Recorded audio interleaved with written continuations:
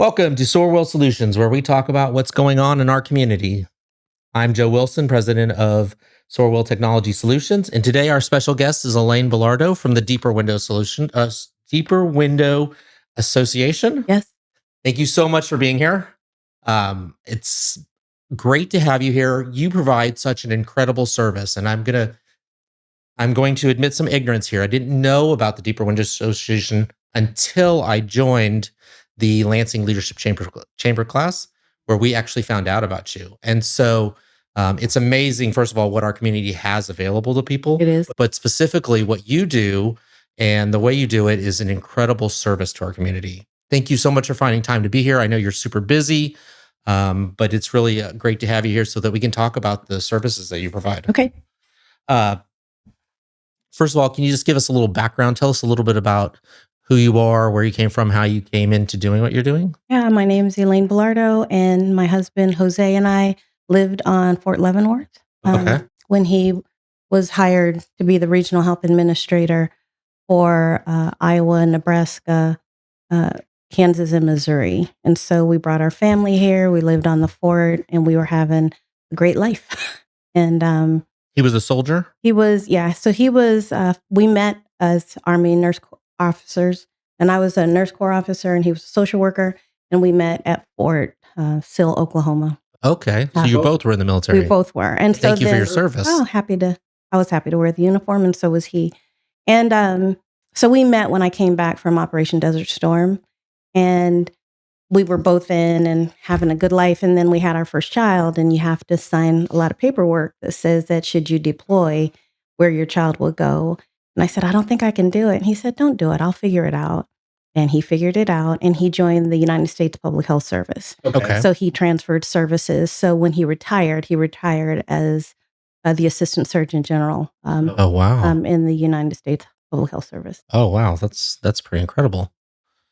And so how did you get into the Deeper Window? What exactly is the Deeper Window Association? So the Deeper Window Association is a place that we formed this as a result of my husband, Jose, being diagnosed with younger-onset Alzheimer's at the age of 50.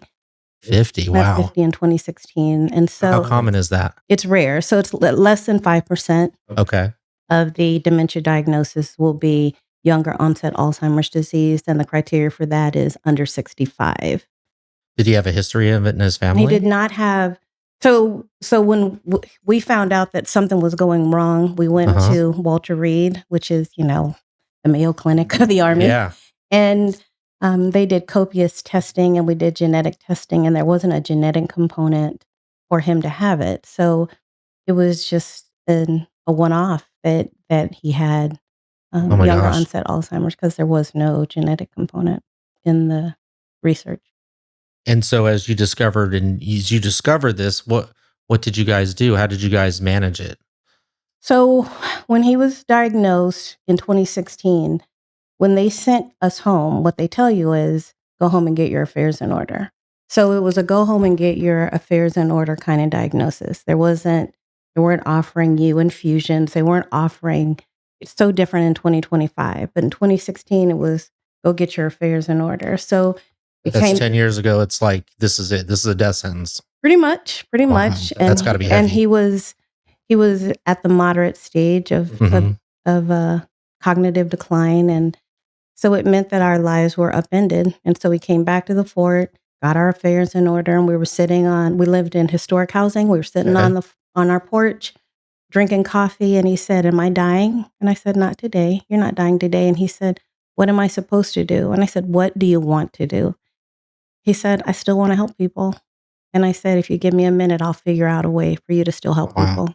And so we just sat, and we just continued to talk. And we had this conversation about, I said, well, what are you still capable of? He's like, still capable of a lot. He said, I have active living to do.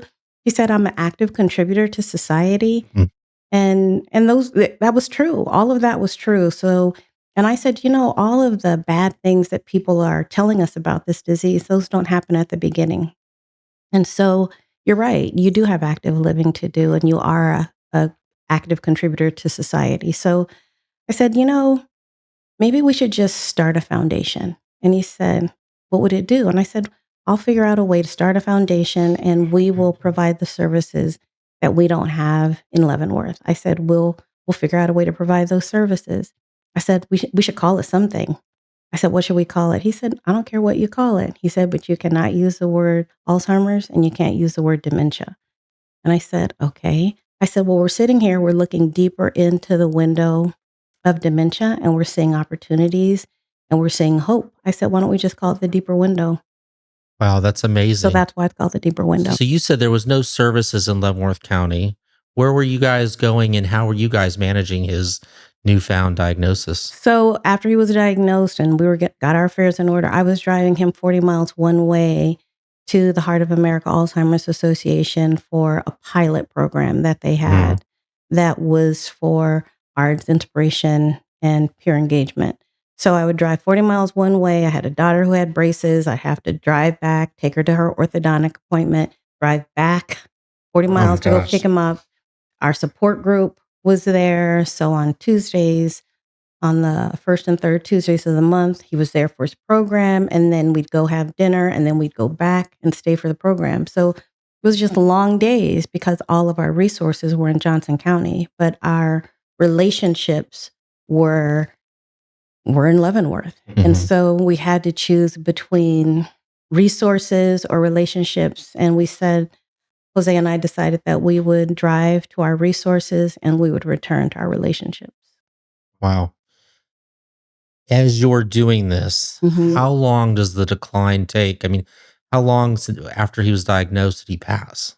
So it's different for everybody. So if you've seen one person with Alzheimer's, you've seen one. So it's a very case by case, situation by situation.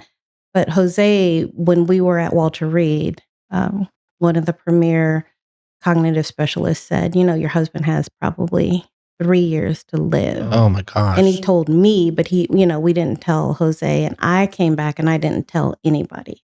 He said probably 3 before placement, and he'd probably be dead in 5.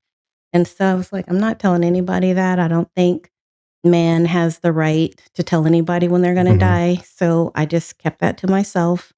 And we came back and we decided that we were going to put as much living as we could into life. And so we had a daughter that had turned 16. So we had a big sweet 16 celebration. In my mind, I knew what the doctor had said. So I had to treat it like it was a wedding. So it was big, it was grand. She turned 18. We had 2 of our kids were in college. So we had to see them through. My son was a student athlete. So we traveled to all of his track meets. We did all the things that we could to keep Jose active and engaged and part of the life that he had created for us. So it was important to do that without always thinking about a ticking clock, that Sure. time was ticking away. What you can't really change is cognitive declines will happen. And we believe that although the cognitive declines were going to happen, that we could control how we were responding to the changes. And so God had given me a vision that the decline in dementia is like a ladder. So my husband had climbed the ladder of success. He retired as a rear admiral, and he had climbed the ladder of success his whole life. And so we now were faced with this dementia ladder. And on this dementia ladder, we were told that he was never going to learn anything new and he wasn't going to have any new skills. And I said, even if that's the case, God, what do you have for Jose? And he said, you can control what's on the rung of every single ladder. You can control what's on every single rung. So I said, Jose, God says that we can control what's on the rungs of this ladder that you're supposed to only decline on. And I said, what are the things that you think are important for you to hold on to on each rung? And he said, I think family is important. I said, all right, so we'll have family on one rung. And I said, what else do you think is important? He said, I think love and acceptance are important. And then he said, what do you think is important? I said, I think forgiveness is important because I thought, it's a tough disease and it requires more patience than a human being has. So I knew that forgiveness was going to be big. So I said, forgiveness. And then, so he laughed at that. And I said, well, and then he said, I think laughter should be something that we hold on to. So we put laughter. And then we just kind of went down and we were just doing this on a piece of paper at home. And when we Mhm. got to the final line that was on that piece of paper, I said, "What do you think should be on the last line?" And he just wrote it out and then he held it up and it was a sign. It said hope. He said, "I always Wow. think there should always be hope." And so that's how we saw it, that even though he was going to decline, we were going to help him hold on to family and acceptance and love and joy and laughter and hope that that's what we were going to do. And so that's the way our family decided that we were going to handle it. So the doctor says 3 years. How long did it actually take? He lived for 6.5. Wow. He lived for You six and a exceeded half. it. He lived for 6.5. He was always at home. The disease never touched his character. So his character, so all the bad things that you hear, the disease didn't touch his character. He did not. There was no screaming. There was no shouting. There was none of that. And and I think it's because of the way that our family handled it. Like, Mhm. I always said, it doesn't matter how many times you walk into a room, but we're going to acknowledge dad every single time. So if he has short-term memory loss, he doesn't remember you said hello 5 minutes ago. So you're gonna say hello every single time you walk in the room. So everybody had like a way. So my one daughter, she'd tap him on the head, because he was sitting in his chair. She'd tap him on his head. And everybody did something different, but we always acknowledged him and kept him as part of all the conversations. When we play games during the holidays, he'd be wandering in and out. He'd lost language, and we just kept playing the game, and it just never bothered us because he was still part of us. You've used the term dementia and you've used the term Alzheimer's. Mhm. Is there a difference? Are There those the is. same terms? There is. So dementia is an umbrella term. Okay. And so if you can imagine that there's an umbrella that has dementia, underneath it are the different types of dementia. So Alzheimer's just takes up the most space under the Mhm. umbrella, but like early onset Alzheimer's disease would be like that 5%. And then there's Lewy body and there's frontal temporal lobe and there's, vascular dementia. So there's Mhm. different types of dementia. So you can have dementia without having Alzheimer's, but you can't have Alzheimer's without having dementia. Understood. Okay. And this is so deep. You so brave. I mean, you're talking about. I'm tearing up inside. This is powerful. So you're driving back and forth. You've just created this new Deeper Window Association platform.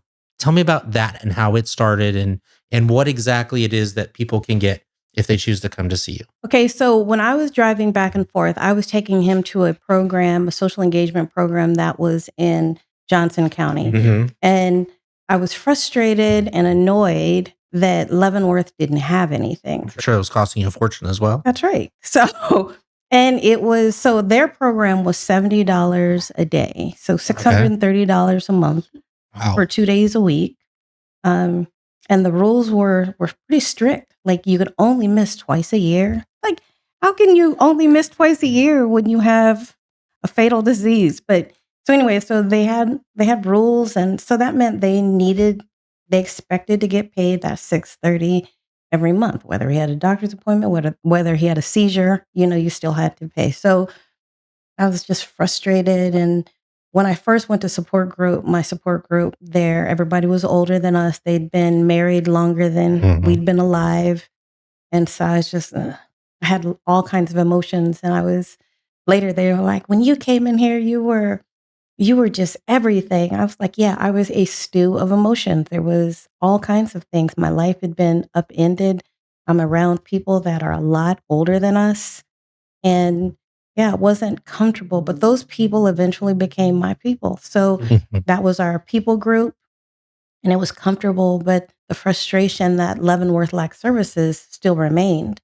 So one day I was there and I just kept telling the director of the program, I said, this program should be everywhere. She said, it should be, but even this program is going to go away. So that program was only a pilot program. The Oh, Alzheimer's wow. Association doesn't do those kinds of programs. It was just a pilot. They had been given a grant. That's what they did, but that's not the best use of their social workers. It's not the best use of their resources to run a day program. Their best use of their resources is to provide information and to empower people. And that's where I did get my empowerment. I can't pretend that I didn't. The first time that I crossed the threshold of the Alzheimer's Association took a lot of courage, but it's also the first place where I heard the word Alzheimer's and hope used in the same sentence. Mhm. And so I was just trying to figure out a way to bridge this gap in Leavenworth.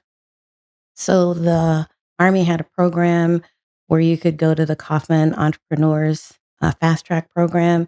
My husband wasn't available to take, he couldn't take advantage of those opportunities. So I went and talked to the director of the program and I said, he can't do it, but can I? They're like, yeah, you can do it. So I graduated from the Kauffman Fast Track Entrepreneurs program, taught me how to write a business plan and how to create a vision for what I wanted, how to do a 1-minute elevator pitch, and it just taught me everything. So at the end of that program, you pitch your program. You pitch what you want to do to businessmen and they listen to you. And so I pitched the program and they're like, "Lady, if you can get this done, if you can really get this done, then you're going to meet with success." And I was like, "Well, I'm going to get it done." Like, it's going to get done. You don't have to worry about that. And I just knew that if I presented it, that I just knew the opportunities would come. I spoke at a Lions Club meeting, and this was while, I just pitched my business plan.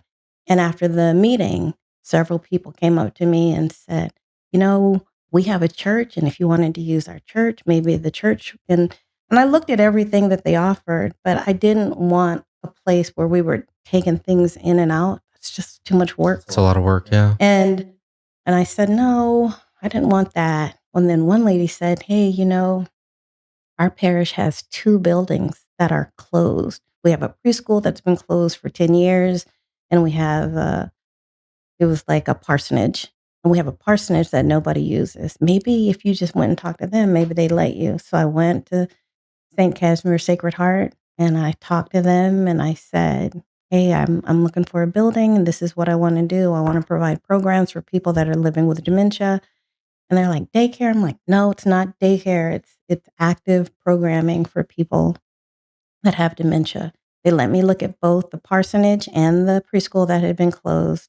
The parsonage was going to be $800 a month and the preschool is going to be $1,200 a month. Oof. Now, my husband and I are using our resources, so I've got to take the cheaper one. So I look at the one that's 800 and I said, well, I'll just make the first level work and I'll figure out a way to reconfigure the first level and we'll just stay there. But when they looked at the insurance, it was going to cost so much in insurance for us to be in that building. They said, we really can't rent that one to you, but you can have the preschool for $800 a month. And I said, I'll take it. So I took the preschool, which had been closed. And, there's consequences to a building being closed for Sure. 10 years. And I said, if you trust me, I said, I will repaint it. I will restore this building at no cost to you. And they said, all right. And Father Mendham said, all right, we're going to let you do it. So I did it. And I would work at night while my husband was asleep. And my daughter, who was in high school, she would take care of him. She would be there at night. He usually slept through the night, so it really wasn't a lot. But if he woke up and was disoriented, she could reorient him and, encourage him to go back to sleep. So I just paint during the night and then I would post on Facebook that I'm painting and then people decided they wanted to help. And the community engaged and they'd come and they'd paint and help put up pictures and take down shelving and redo the bathrooms. And it just became a community effort. It's a very grassroots um, kind of endeavor. And we were able to get it done. And so that was in 2020. It took a while to get through the city, Mhm. to get the special use permit. You have to, you have to explain and give your why. And you do have to petition the city for that special use permit. And I had to do that. Are you still in that building today? We bought it. And where's it at? It's at 729 Pennsylvania Street. 729 Pennsylvania. Mhm. Now, what point did you start taking in patients They're participants. or participants? They participate in our programs. So we launched March 11th of 2020. Okay. And so that was our grand opening. It was a beautiful day Uh-huh. and people were still giving hugs. and by March 13th, the governor basically closed down the state. Oh, that's when COVID hit. Mhm. So then I had 6 participants who were ready to start, and I Mhm. had 2 volunteers from Johnson County that were gonna come and run the program, and what happened was COVID. Yeah. COVID happened. So COVID shut down everything, and so everything came to a stop. My husband had a extreme decline during that time, and Sister Vicky, Sister of Charity, Sister Vicky Lichtenauer had come back from her ministry in New Orleans, and people were telling her, "You need to find Elaine Belardo." And so she found me, and we had a conversation, and I told her, showed her the building. She's like, you said you were going to do this. And she reminded me that we had met in Johnson County at that program, and that I said, and she goes, "You're from Leavenworth?" And I said, "Yeah." She goes, "I am too." Yeah. And she said, and I said, "Yeah, well, this program should be there." And she's like, "You're right, it should be." And I said, "And I'm going to start it." And she goes, "And by golly, you did. You started it." I said, "Yeah, I did. But then COVID happened." She said, "Well, I'm back. And I can tell you what I used to do with my father. I used to take him for a ride to give my mother a break. And I would just take him and we'd get a treat. And sometimes his friends would come along and then I would take him back home." And she said, "I could do something like that." And I said, "Yeah, you probably could." And then I said, "Let's call it something." And she's like, "All right, what do you want to call it?" I said, "Let's call it Let's Roll with Sister Vicky." And so we called it Let's Roll with Sister Vicky. And she had a van, and Uh-huh. and I had 2 participants.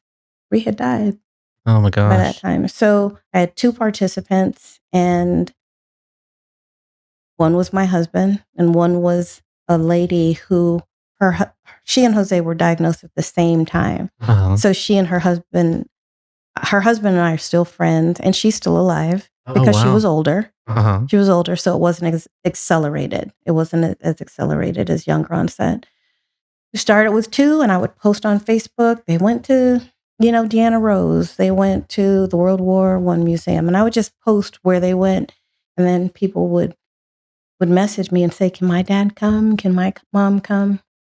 So Sister Vicky would go and do a house visit, make sure that they were a fit for the program, make sure that they could get on and off the bus. And that's how we started. We filled up her van in no time. Then we started borrowing a truck from like a big passenger van from the Sisters of Charity. We filled that up. And then I met with Connie Harmon at the Council on Aging, and she said, "We have a whole fleet of vehicles available. We have a whole transportation." And she goes, "Let's see how we can coordinate, how we can work together and come up with a plan, to give you some, adequate transportation for your needs." So we contracted with them, and we have regular Tuesday outings, and we use their transportation. And so that's how Um, it started. how many participants do you have now? So we have 3 programs. So we Okay. have an in-house program called Our Place, and that's where they come into our building on Mondays from 11 to 3:30, and they're engaged, and they do community service projects, like makes peanut butter and jelly sandwiches for Mhm. the shelter. They make today they're delivering goodie bags Okay. to the University of St. Mary's for students taking finals. And, there's all kinds of things can happen in a place like that because these people are very capable. Okay. And so on Mondays, they're there from 11 to 3:30. They have music and drama. On Uh-huh. Tuesdays is the day that they go out. And so you'll have 12 participants in the Monday program. 12 is really the max because you want it to be quality, Mhm. because if you mix the participants and the volunteers, it's a lot of people. And so you don't want 30 people. People with short-term memory can't keep up with that. So it can be overstimulating. So Mhm. you have to be very mindful of how many people. On Tuesdays they go out and they go within a 40-mile radius of Leavenworth. And sometimes they stay in Leavenworth and do the things that are available here, whether they go to um, the Lansing Community Library and do crafts, or the Humane Society, or for City Creatives. Mhm. And so they're in town, and sometimes they do things in town, sometimes they do things in Johnson County or Wyandotte County. How all many over. volunteers do you have? Oh, there's over 40 volunteers. Wow. So there's a deep bench of volunteers, and Sister Vicky, she's a program director, and so she coordinates like when the volunteers are come and does a participant to volunteer ratio. And do you have paid staff? We have one paid staffer. Wow. Now you had said that when you were going to Johnson County, it was very costly. Mhm. What does it cost to participate in your programs? So when we started, it was $10 per day for them to be in our program, because my husband and I decided we were never going to monetize people's desperation. Caregivers are desperate for respite, Mhm. and people that are living with the disease are pretty desperate for opportunities. Without a program like ours, they're very likely sitting at home watching TV alone, especially if their caregiver is a full-time employee somewhere. So rather than monetize desperation, we just made it at a nominal cost. And so our Thursday program is also an in-house day program from 11 to 3:30. So 3 days a week, we offer opportunities for the person that's living with dementia and um, respite for their caregivers. And caregivers are deserving of respite. So now you've said that you're paying rent for this building. You've We, got we bought the Oh, building. you bought the building. Bought the Okay. building. But you're paying something for it. Are you guys how are you raising money to support the cause? Okay, so when this was all a vision in my head, Mhm. and I was thinking about how to do it, my daughter, I wanted to empower my daughter who was, in high school. She Mhm. was 15 when he was diagnosed, and I needed to empower her. The other two were at college, but she was the one at home Mhm. getting ready to watch my husband decline. And so I just figured out a way for her to be engaged. And I heard about a fundraiser that the Alzheimer's Association does for the longest day, where you're Mhm. supposed to do something you love for the person you love. She loved to bake. He loved her baked goods. It made sense to ask her to have a bake sale. And I Okay. said to him, Morgan, would you have a bake sale and you come up, pretend our house is a bakery. I'll buy all the things that you need and you just bake it. And she's like, I said, yeah, come up with a menu. You can do this. And I said, and you bake, and then we'll have the bake sale in the house. She's like, yeah, I can do that. She had been baking since she was in third grade. So I said, now it's going to be a 12-hour bake sale. She's like, Mom, how am I going to do that? And I said, figure it out. Mhm. You can, your aunts bake. My sister had moved here when my husband was diagnosed. And she said, I'm going to be here. I'm not going to go anywhere. I'm going to be here for you and Jose and the kids. I'm going to be here. So she uprooted her life to come help us. And she liked to bake. So she, was baking along with my daughter and other friends that bake. And we had it in our house. And so the first one, we raised $2,700, and we gave everything to the Alzheimer's Association. And because I do believe in supporting research. And then we had the Mhm. second one, and that was a big one as well. And her Girl Scout leader said, if Morgan does it by herself, it can be her Gold Award project. Okay. And so I said, Morgan, you're going to have to do it on your own. And I said, these are the things you do. You have to contact the newspaper. I just told her all the things to Okay. do, and she did it. And we raised 6,000 at Oh, that wow. one. And so then, that means the community was supporting. Community was very supportive. And then the third one, we raised 12,000. Wow. And so it just continued to go. So at first we were just giving all of that to the Alzheimer's Association, but as it coincided with the launch of the building and doing that, then I knew I had to hold back resources for Leavenworth County. Like I couldn't give it all to the Alzheimer's Association because I have to support what we're doing here, which is really important to the people that are here. Yeah, for So sure. we held some back, but we always give, and we'll always continue to give to research. We had the 8th annual one this past June. We do it the Saturday before Father's Day and raise $53,000. Wow, that's amazing. Is this your full-time job? So Sister Vicky is the program director, Mhm. and I will use my voice for advocacy. So on advocacy days, I will go down to Topeka and advocate. We were able to get Senate Bill 88 signed into law, um, because I was willing to testify and say that the state ombudsman should be trained in caring for people that are living with dementia. They should know what happens in each stage. My husband suffered a concussion and black eyes as a result of being placed in a care facility while I was in Texas, after my mother died. Uh-huh. So I wasn't on vacation. I wasn't off doing something fun and wonderful. I had to have an emergency placement. He was no longer able to travel. So I had to place him emergently for 9 days. And when I came back, he had suffered abuse. And when somebody in a long-term care facility suffers that kind of injury, if it's unwitnessed, it's just called an unwitnessed fall. And I called the state ombudsman and I said, no, I said, I think there needs to be some investigation. She's like, no, he has Alzheimer's and Alzheimer's patients fall. And I said, he could not. I explained, I said, what you're saying could not have happened. He didn't know how to get in and out of the bed. I said, nope, that couldn't have happened. What you're saying, it could not have happened the way that it was said. And she wouldn't do an investigation. So when I went to go testify before the Kansas Senate, I explained what happened. And I said, no, if had the person been trained, she would have known that what I was saying was true, that there's no way he could have fallen, bumped his head, got two black eyes, and then put himself back in the bed and covered himself up and went to sleep and then was found in the bed. Not possible. Oh, wow. Not possible. So tell us, what exactly is Senate Bill 88 then? Senate Bill 88 says the state ombudsman has to be trained in the stages of dementia. It's a lot. I mean, there's a lot going on. You're doing a lot of things. Mm-hmm. How did you get through all of it?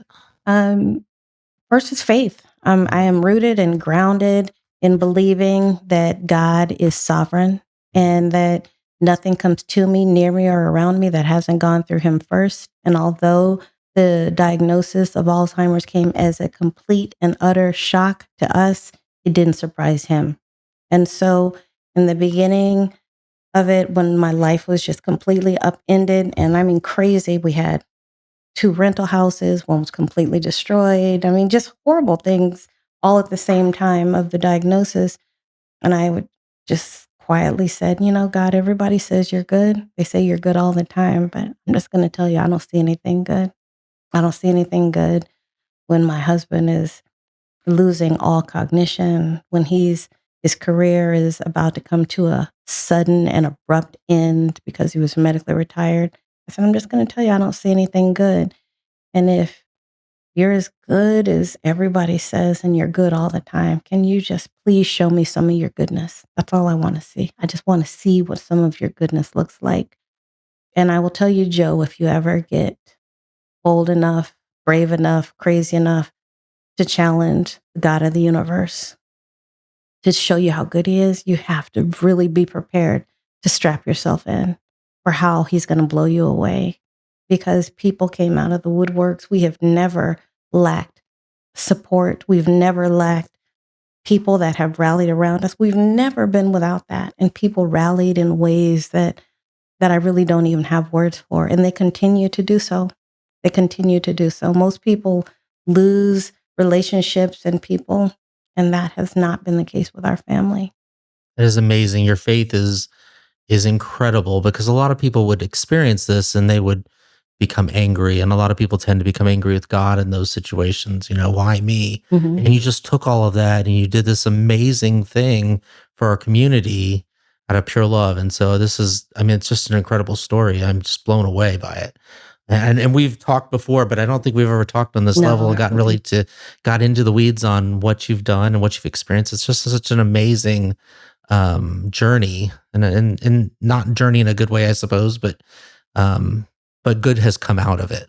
And I think that's what can happen. So, when you ask about asking why me, early on, my husband was just in the quiet of his day. And I said, are you mad at God? And he's like, no, I'm not. I'm not mad at God.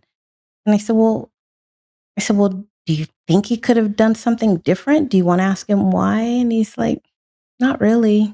He said, no, not really. He said, instead of asking why me, he said, really, the question is, why not me? He said, we've had a blessed life. He said, Elaine, we've been blessed. Our children are healthy. We've never had a sick child. We've never lost a child. He said, our life has been blessed. He said, in every single way. And in opportunities, he said, we've never lacked for anything. He said, you know, good and bad, it comes to everyone. He said, this just happens to be what it is for us. And he said, what's going to matter is how we navigate this. And I said, you're right. That is what's going to matter. And so we just decided that we were going to navigate it looking at God to give us and provide for us every single thing that we needed. And he has. So, as you talk with people who have never experienced it and are just now starting to experience dementia in the family, maybe not necessarily with them, but with a loved one, what do you think they misunderstand about it? And what is the hardest lesson they have to learn? The lessons that it's just lessons that they're going to have to learn. So they're going to have to learn that with this disease, the beginning is hard. It's hard. And then the middle is going to be long because you don't know when it's going to end. And it could be anything. It could be a fall. It could be a disease. It could be infection. It could be Mhm. anything that causes an acceleration. But the middle is long. And then the end is hard again. And so they need to have their mind wrapped around that. And once you wrap your mind around that, the one thing you have to realize is you're going to need help. In the hospital, the doctor said, lady, I have seen you fighting and, holding us to a standard of care for your husband. And lady, you're not going to be able to keep this up. You're not going to be able to keep this up. If you continue the way you have in this hospital, this disease is going to kill you before it kills your husband. He said, you're going to need a team. I was like, all right, what else? He said, and you're going to have to get familiar with the disease. I said, what do you suggest I read? And he said, I need you to read the 36-hour day and the language of Alzheimer's. I read both in a weekend. I just stayed in my room. I would not leave the Fisher House, and I read. And then, and he said, and I sent a text, and I said, "Hey, the doctor says we're going to need a team, and if you want to be on our team when we come back to Kansas, let me know. If not, no hard feelings.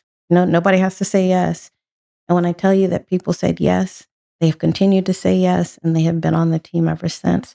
So whoever is facing this, they need to be honest and get a team. Tell people where they need help. And it's not one of those where people say, let me know if you need something. You don't know what you need.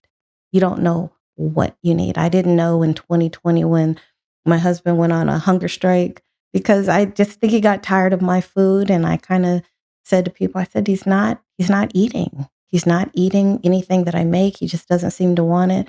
They're like, well, what is he like? I said, his favorite thing in the world is spaghetti. And before you know it, we had a spaghetti brigade and Oh, wow. people were making spaghetti. If somebody went to Olive Garden, they'd come back with the 2-for-1 spaghetti for him. Another friend, she's Italian. She had Grandma Pagano's, uh, you know, uh, spaghetti sauce recipe that he loved. He would just drink it up. He he loved that. And then another friend, she's Jamaican, and she made her Jamaican style spaghetti. And we just had all different types of spaghetti. And he ate spaghetti, and actually, spaghetti was his last meal. Wow. So, as somebody declines with Alzheimer's or dementia, Mhm. what does the back half towards the end really look like? I mean, what is it that ends their life? It could be okay. So their life could end in a variety of Hmm. ways. And remember when I said that the bad things don't happen at the beginning? Sure. So a lot of people want to get into like the worst things where we're talking about intimate hygiene and Hmm. incontinence. Those things are very late. They're Sure. late. They're not early. And actually they don't not everybody will experience even that. Hmm. So uh, it just gets harder. The care needs get greater. So uh, the declines are subtle, but they're continual. So when they lose track of time.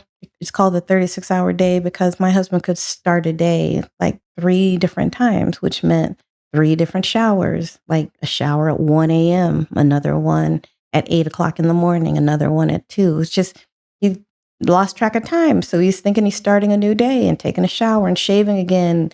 Poor little face would get so red. And I say, maybe we should take a break from shaving. But I never wanted to discourage the showering because if you read in the book, it says that they're going to have a problem with hygiene and they're not going to shower. And really, the genesis of that for him was that it's not that he didn't want to shower, it's that one time he went in there and he couldn't converge the hot and the cold. And so he was scalded. So that would make anybody dread going into the shower, or if you can't converge it and it's an ice cold shower. And so when I realized that he couldn't converge the water properly, I just go in there and get it nice and warm. And I'd say, all right, it's time to go take a shower. And so once you got the water correct, then he could, muscle memory would take over and he knew how to wash himself. But then eventually he didn't know how to wash himself. And then that started to decline. I was like, oh, he's not hitting the hot spots. He's just kind of standing in the water. And I'd, go in there and say, and I was the first person he forgot. So sometimes I would just say, sir, I'm here to help you. How can I help you? I just want to get this done and I'm sure you want to be fresh. So let's just get a quick shower and I'm just here to help you. And I'd help him wash up and dry. And for a long time, he could dress himself. For a very long time, he could dress himself. He could tie his own shoe all the way until the end. But eventually you can't approximate buttons anymore. And he and I had talked early when he was diagnosed. And I said, hey, can we kind of talk about like what you want this to look like? I said, do you want me to start putting you in sweats when I start making those decisions? He said, absolutely not. He said, I don't wear sweats now. I said, well, what do you want to wear? He said, I want an Oxford shirt. I want a t-shirt underneath. I want my shirt tucked in. I want a belt. I want either tennis shoes or leather boots. He said, no, I want to be dressed every day. He said, I want to be shaved every day. I want to get regular haircuts. I said, okay. I said, so don't let you grow a beard? He said, no, do not let me grow a beard. And I said, I won't. So I just honored his request. And my husband died from a traumatic fall. So midway up the stairs, he fell back, couldn't catch himself, broke his arm, had a head injury. And that started his 17 days before he died. You said you were the first person he forgot. Mm-hmm. That must have been traumatic. It was in the hospital. So I was there pounding on desks, talking to the doctors. Mm-hmm. You're not going to diagnose my husband in 5 minutes. So I was being an advocate, and I don't think he'd seen me in that role. I'm a type A personality by nature, but to be married to somebody calm like my husband, I had to retire her. And so I was a retired type A. She came out of retirement to fight for him in the hospital. And so I was the first person he forgot. And I knew he forgot me because he called me one day when I was at the Fisher House, and he called the hospital his office. And so he called me and he's like, hey, can you have Elaine bring my laptop to the hospital, to my office? I said, what? He said, ask Elaine to bring my laptop to the office. She knows where it is and she will do it. She won't mind at all. I said, if you want Elaine to bring your laptop to your office, who am I and what do you want me to do? He said, you're my smoking hot girlfriend and I want you to come get in this bed with me. I was like, what? So I go back to the doctors and I'm like, I think my husband's cheating on me with me. I said, this disease is crazy. And they're like, it is. But you know what's not crazy is your husband chose you twice. Wow. Your husband chose you twice. So he's a good man and you have a good man. So I was the first person he forgot. So I was okay to be a smoking hot girlfriend. I was okay to be his nurse. I was okay to be his general's aide. I was okay to be whatever he needed. It's not so much the forgetting of me that was painful. It was the one day when he said, am I a good person? And I was like, that crushed me more than anything. Wow. For him to not know how great he was. And I told him, I said, you're the best person. I said, you are exceptional. I said, you are lauded. You are loved. You have served globally. You have helped so many people all over this world. And so I told the kids, I said, this is the script. I said, if he looks like he's getting sad, lonely, depressed, I said, you give him the script. Sir, are you okay? And, sir, do you know that you are lauded? You are highly respected. You are valued. And, so we had the script that we would give him and we would pump him up and he would just rise up. And I think that's what I would tell people that have those conversations. Like, how does a person want to be dressed? If they don't want to be in a Velcro shoe, then don't put them in Velcro clothes or shoes. And I know a lot of people will say, well, you've got to make it easier on the caregiver. But I think part of dignity and respect is honoring the person. And so that was important to me, was to honor my husband in the way that honored him. So I want to ask now, they attend your program or any of these programs, how does that help them? Because there is no cure right now for Alzheimer's. There's no cure. There is no cure. There are And I'm sure treatments. technology today, there's other treatments. But going back specifically to your program or the pilot program you attended, how does that help somebody with Alzheimer's? So what our programs will offer, it will offer engagement. So without a program like ours, again, like I said, people are at home and they're not engaged. And you can't expect a caregiver to be an activity coordinator. They're trying to navigate a day. They're trying to navigate food, laundry, all the things of home. And so they don't want to be an activity coordinator. I didn't want to be an activity coordinator. So when they come to our program, there is an activity coordinator. Somebody has coordinated all the activities, all of the things that are going to happen in that day that are going to give that person cognitive stimulation, peer engagement. You lose friends. You lose friends because your friends are advancing in life while you, with this dementia diagnosis, are declining. So you're not on the same levels anymore. But you can come to a program like ours and be around other people that have cognitive changes, and nobody cares that you don't remember what you had for breakfast. Nobody cares that you don't remember what you had for lunch or even what you did for that day. We maximize the moments that you're there. So moments are maximized, and they come and they listen to music, and music is one of those comprehensive things that can keep somebody fully engaged. It can spark memories. It can bring joy. And so that music component is very important. The artistic component is very important.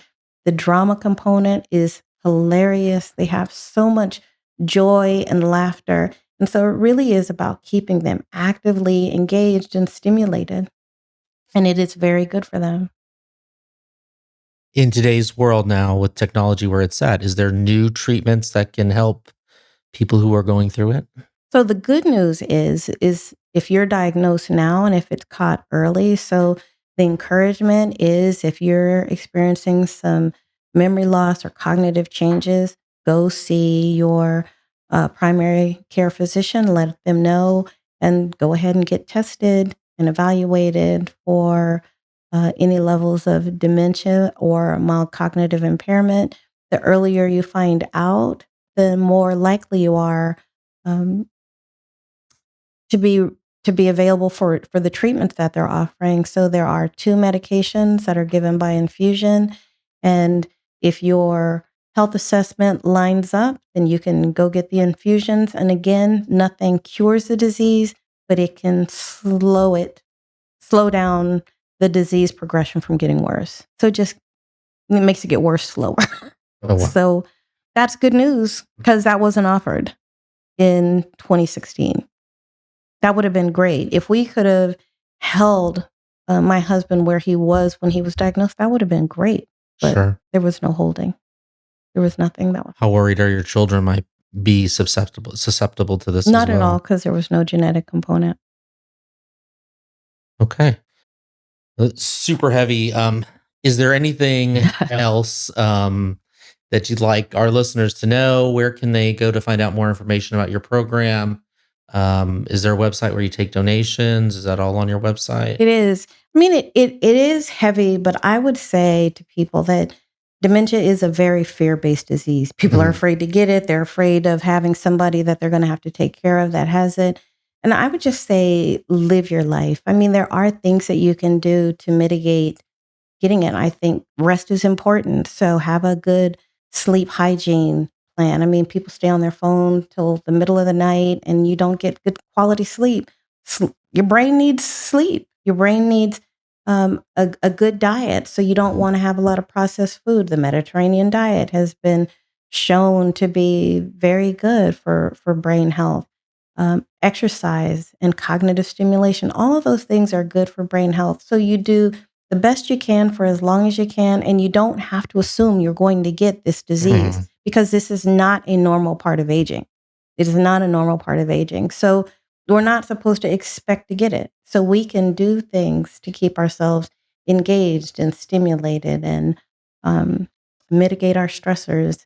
And there are things that you can do for brain health. So I practice sleep hygiene. I have a sleep hygiene routine because sleep is very important for brain health. So there are things that we can do, and I don't think that we should fear getting it. I think that we should live our life and go on. So that's kind of how I do it. I don't fear dementia.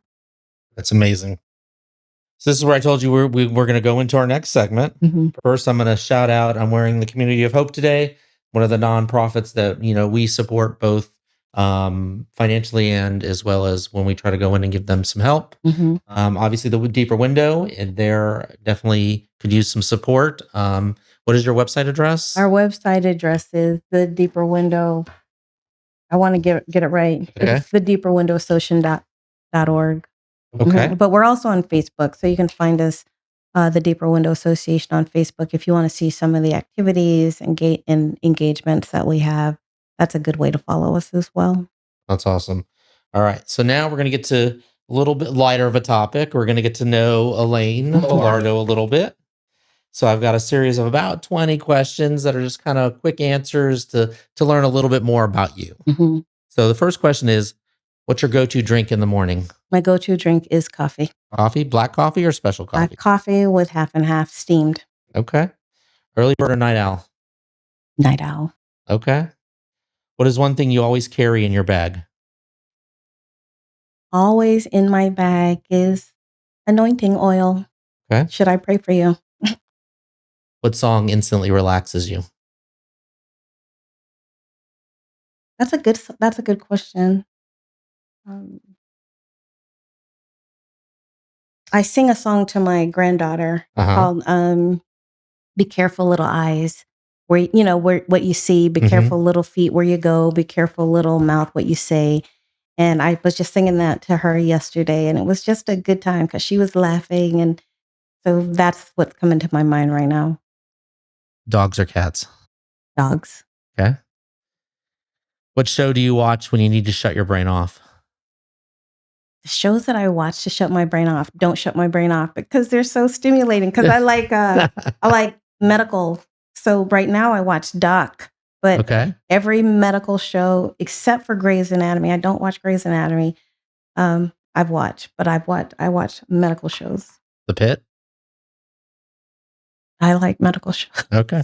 We've watched both that and Doc, so I'll admit that we watched those too. Yeah. What's your comfort food? Comfort food. Tacos. Tacos. Avid Taco Tuesday person, huh? Tacos. Okay. Um, what hobby would you pick up if you had more time? Traveling. Okay. Travel. And where would you like to travel? Spain. Okay. What's your favorite season in Kansas? My favorite season in Kansas is fall because it's so beautiful. What's one piece of advice that you've received that sticks out in your mind all the time? Believe everybody is doing the best that they can. Brene Brown says that if everybody believes that the other person is just doing the best they can, then we just believe the best about each other. So rather than assume that somebody's trying to attack me, or I just believe people are doing the best they can, and I want them to believe I'm doing the best I can.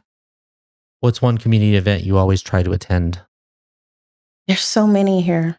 There is. There's so many, and this is a really sweet and beautiful community. And when I was a caregiver, I really couldn't go to anything. Mhm. And then as part of my grief journey, it is difficult to go into a lot of social and public situations. So I really don't.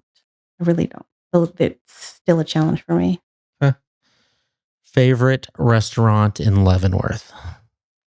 Favorite restaurant in Leavenworth, the Suburban. Okay, nice.